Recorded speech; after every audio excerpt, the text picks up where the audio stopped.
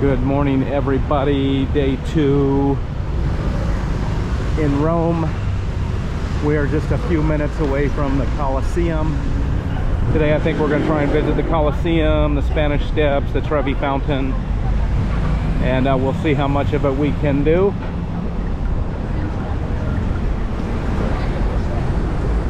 But this building right here, I believe is some kind of a government or parliament building, but it's quite spectacular, that's for sure. Absolutely amazing.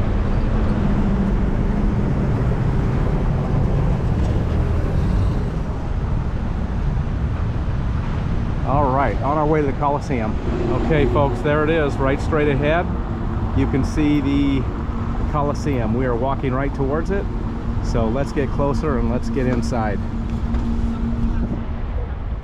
Just walking up to the Colosseum, and you're surrounded every street, every corner, every inch of all of these just ancient ruins. And it's spectacular. Look at that, look at the columns there. But we are truly looking upon history here. Alright, here we are when we're taking pictures of the ruins, and here stands the statue of Caesar, Roman Emperor.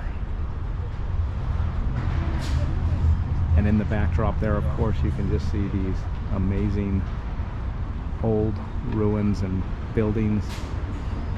It's just everywhere you look, everywhere you turn, it's nothing but Roman architecture, buildings, some newer than others, but like most of it is all original and very old.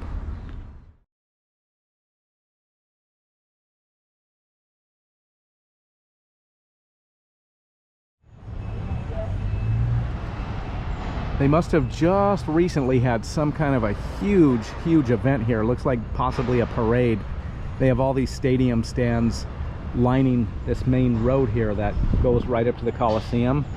Maybe it was a parade or something, I don't know, but they're tearing it down. They got a lot of military here, so yeah, obviously something big was going on here. Maybe a holiday or some kind of commemoration, I don't know. But today I can see just all the folks just tearing down all these grandstands here. So there was definitely something going on, whatever it was. Okay, so all the ruins that we are looking at here and down below and in front of us is a building called Forum of the Peace. I guess built between 70 and 75 AD.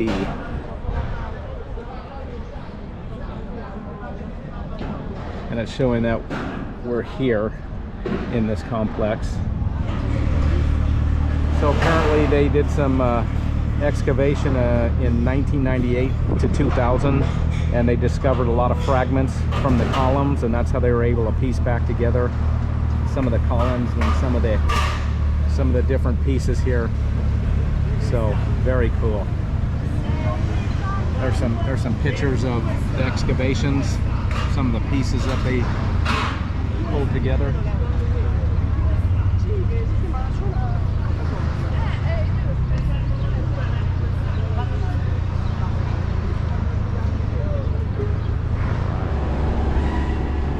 Okay, looks like we made it to the Colosseum.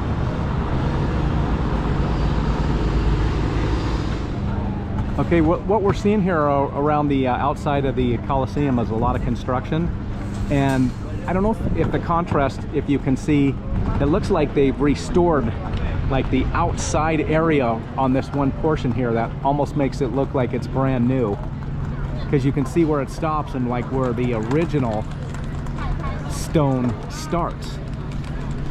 So I don't know if, and obviously you can see there's gates up with lots of construction, lots of brick and mortar, to where it looks like they are literally refurbishing the whole stadium. I don't know if that's the case. I'll have to research that, but it's very interesting how they're doing it, because it's such a contrast between that brand new brick and like the original Colosseum walls here. And you can see the folks up there. You can get entrance and get up on the first and second level, but they're all up there looking down on us. This is the view that you want to see from here to up on top.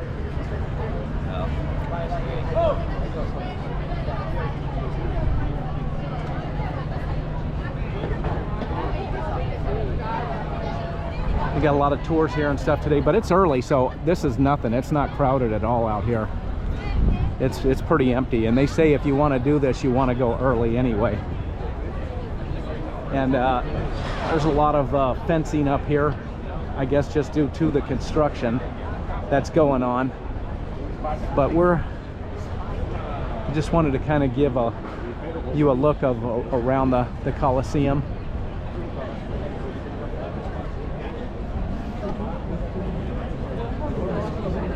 In its entirety. I'm not going to walk all the way around, but I did want to start right there where that construction was going on, so you could see the contrast of the brand new materials that's being placed,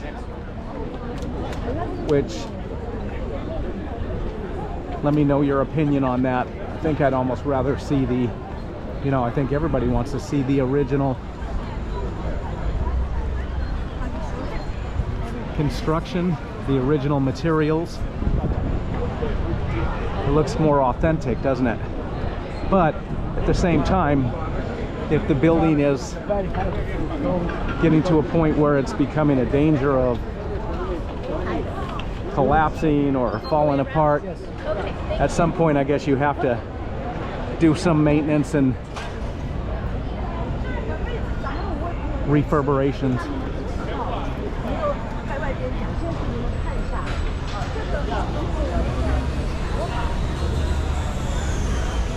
So as we come around here to the left, this is the area where groups go in. Over there to the right was where individuals go in, and this is where they let groups in. As you can see, the tourist groups here, they all got their flags up with all their folks in there. And they're letting them in right there.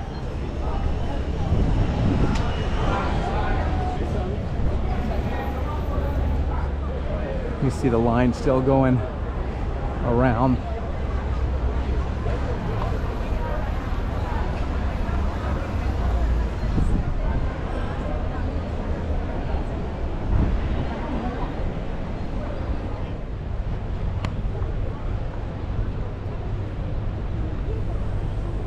That's pretty much about it. And then it goes over to that area over there where the construction starts. So there's just maybe less than a quarter of this structure that's being renovated currently. So yeah, there it is, the Colosseum.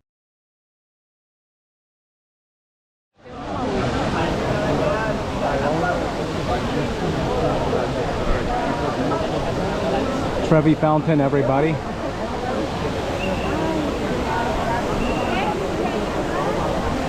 Pretty packed today, probably no more than any other day.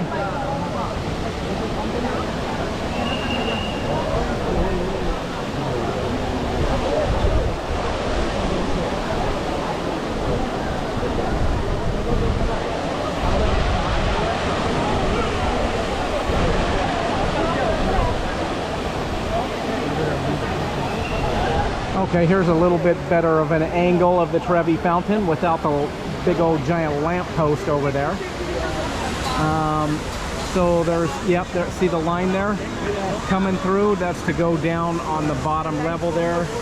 And obviously, you know, it's the tradition to throw a coin in the Trevi Fountain. It has something to do with good luck, and maybe something to do with like that you'll return to Rome one day.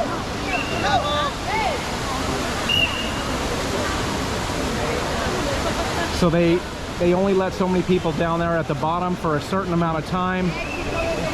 The ladies over there blowing the whistle, like, okay, your time is up, get out, let the new people in. So that's how it works. You got, it's a time limit. Come on, please, don't stop the move, please. Don't stop the line, please. Andiamo. Anche qui, vai. Don't stop the line, please. Andiamo. Come on, please. Andiamo, don't stop the line. Okay. Let's see if we want to wait in line to go down to the bottom there. Okay, folks, we made it down to the bottom. Yay! We were lucky enough to get into that line up there. As you can see, they're lining up right along the fence there. Then they let us come down these steps right here. And then we come right down here to the fountain.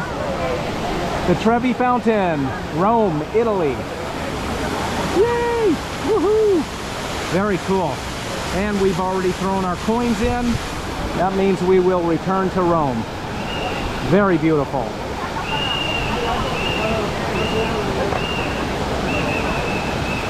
Whoa, lucky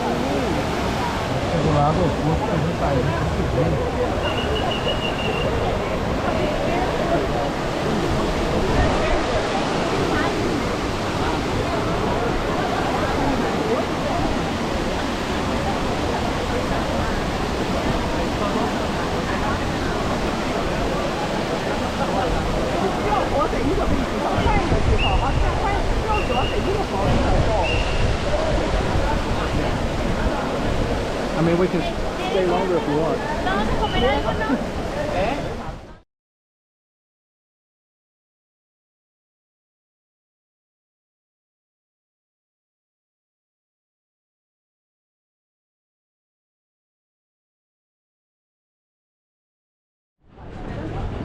Okay, we just came basically up the road from where the Trevi Fountain was. It's about, I don't know, 10-minute walk.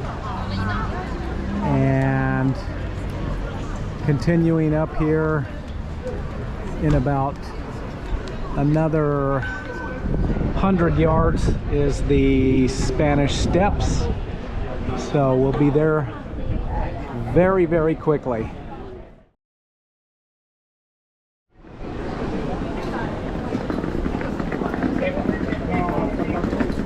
Okay, ladies and gentlemen, the Spanish Steps.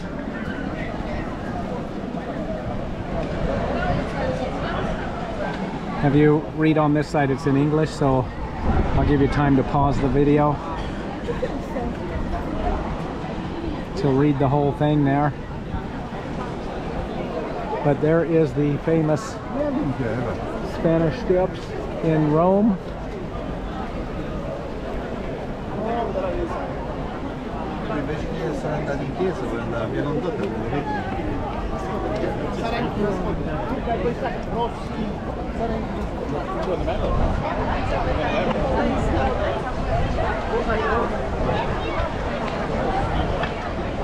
Okay, that's looking down from the steps. There's a little fountain, and as you can see, the streets are pretty crowded. They got horse-drawn carriages there, I guess, to get around the town if you want to take a ride.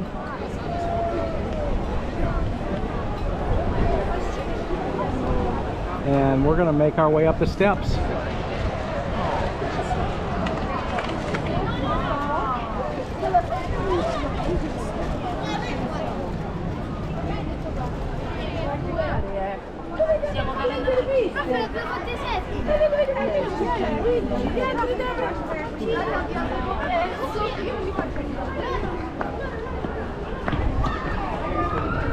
Making our way up.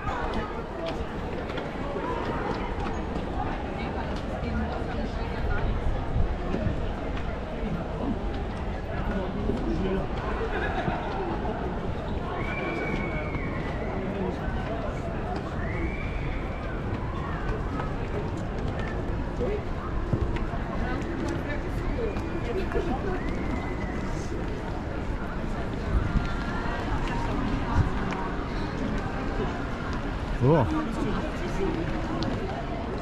Okay, continuing on, we're almost at the top there. That's not it.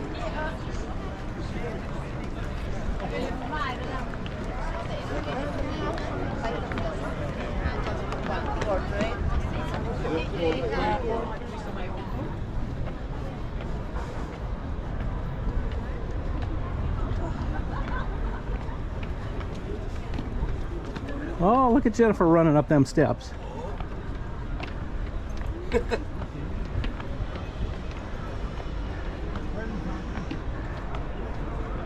Yay! Good job.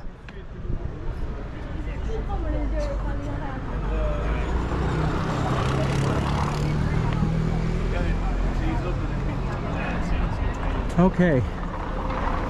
We made it to the top. Let's go over here. Let me get a view of it all the way down to the bottom.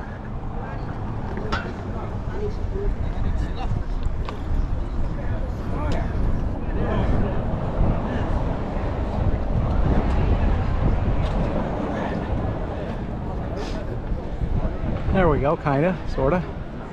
You can see the fountain at the bottom. You can see it's kind of overcast today.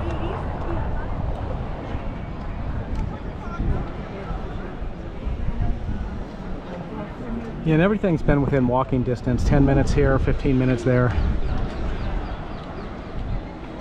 I think the longest walk we had was 30 minutes, and that was to the Colosseum from where we were staying in our hotel.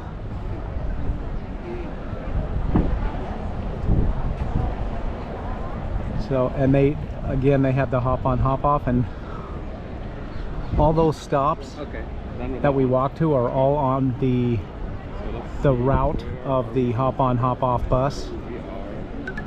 But if you really truly want to experience the city and see every detail, from the souvenir shops to the restaurants to the bars and the people and everything in between, gosh, you should I highly recommend to walk it. It's a very walkable city, and that's, I've always said it so many times. I mean, unless it's outrageously far away from where you're staying, always walk, walk, walk. Just such a more unique way to see the cities. And as I said, Rome is definitely a very walkable city. All right, so we made it to the top of the Spanish Steps. And now we're going to see what's across the street here. Appears to be a church. This one here is a big old obelisk. And I'll have to try to Google Translate that later. But very, very cool. Jennifer ran up them steps, but there she is taking a rest on the bench across the street there. So let's go over and see what she's doing.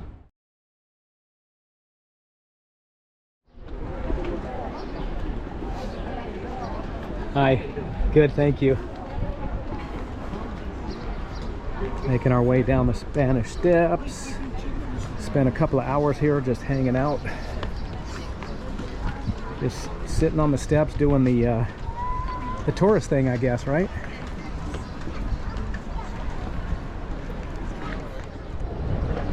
What a day. So just to let you know, it can all be done in a day. Colosseum, Spanish Steps, Trevi Fountain. Technically speaking, if you wanted to rush it, I mean, it would be a very, very, very tough day, but it's doable. You could have even gotten in the Vatican, but that would be trying to pack a whole heck of a lot of stuff into one day. How many days do you need in Rome? Minimum 2. 3 would be ideal. 5, I'm not sure. You know, I guess it just depends on what you want to do, right? We're gonna get ready to jump on a train, I think, tomorrow, after we spend the rest of the day today just exploring the city. And we're gonna jump on a high-speed train from Rome up to Venice, and we'll stay there for a couple of days.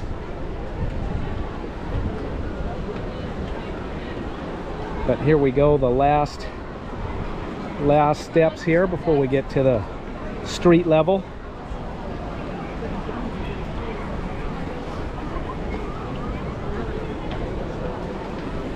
And I guess all in all, it's not like the most crowded day. It could be tens of thousands of people here, I imagine, on a summer day in the middle of July, and it would be super hot, super crowded. That would not be my ideal time. That's why we picked the shoulder season. We left in the end of March, of course, and ended up in or landed in Portugal, and then started our cruises from there. We cruised for 51 days, and now we are on our land journey here on our second day in Rome, then heading up to Venice, and then further up into Germany, France, and Netherlands, hopefully. We're gonna play it by ear, see how it goes. But so far, everything's working out according to plan. It's all good. We're doing good. So I didn't really get this fountain from this view. Going up, filming up to the Spanish Steps, but there it is. The fountain and the steps and the church at the top. As we continue.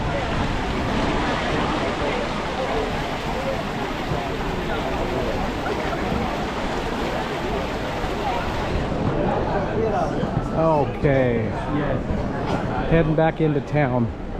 Well, we've already been in town. There's a guy roasting chestnuts. We saw that all over Asia. Now we're seeing it in Europe too. All right, so we're getting off the main thoroughfare here in the Spanish Steps. Heading back this direction. So here we go. What in the world are they selling here? Clothes? I thought those were hats.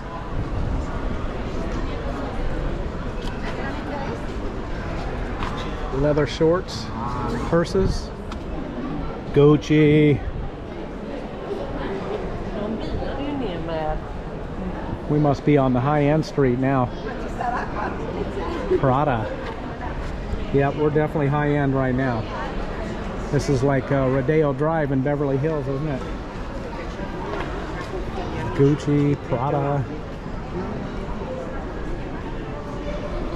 High-end, high-end.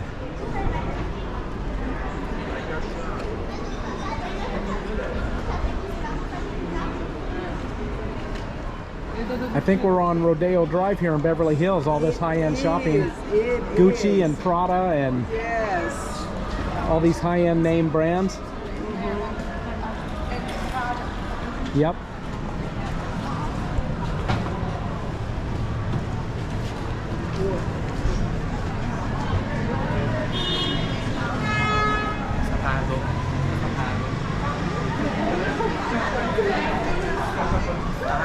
All right, let us keep walking. So just a short 15-minute walk. We are back in the main palazzo, the big square that we started out like literally like right behind our hotel, like a minute walk. We're back at this fountain, which I think is, I've always loved this fountain here. It's so beautiful. And then off in the distance there's that big obelisk and all the statues in front there.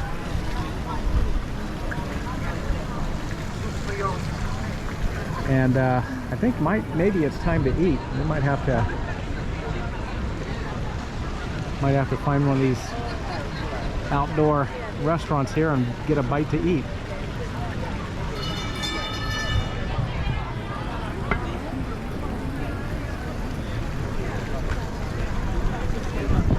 It's so freeing not to have to be back to the ship at a certain time.